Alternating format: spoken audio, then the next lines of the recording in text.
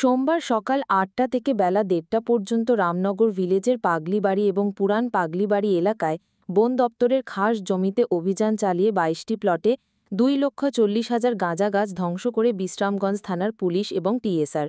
অভিযান শেষে বিশ্রামগঞ্জ থানার ওসি অজিত দেববর্মা গাঁজা চাষিদের হুঁশিয়ারি করে বার্তা দিয়েছেন যাতে তারা এই অবৈধ গাঁজা চাষ থেকে বিরত থাকে, না হলে আইন অনুযায়ী ব্যবস্থা নেওয়া হবে।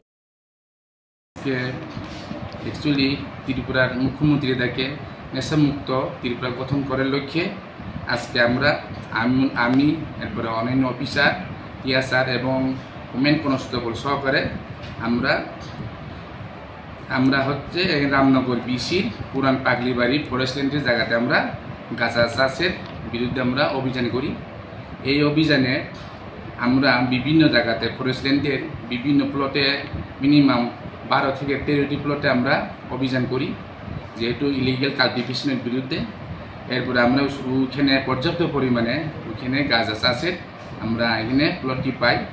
এরপরে আনুমানিক এখানে মিনিমাম 2,40,000 গাঁজাকে আমরা এখানে ধ্বংস করি, এখানে উইথ সেফটিং সহকারে, ইমেজুর আর সেফটিং সহকারে। স্যার কত হবে আনুমানিক বাজার মূল্য? গাঁজার মূল্য আনুমানিক এখানে 35 থেকে 50 লক্ষ টাকা হবে। আগামী দিনেও কি আপনাদের এই অভিযান জারি থাকবে?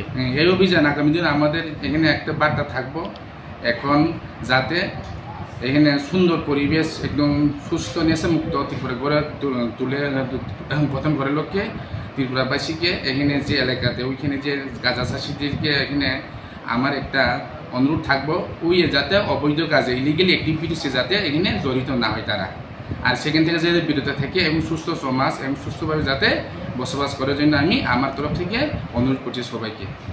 আর যদি এরকম যদি ওইখানে ইলিগেল অ্যাক্টিভিটি যদি তারা যদি ইনভলভ হয় তাহলে তাদের বিরুদ্ধে আইনগত ব্যবস্থা লফুল অ্যাকশন নেওয়া হবে। Thank you sir.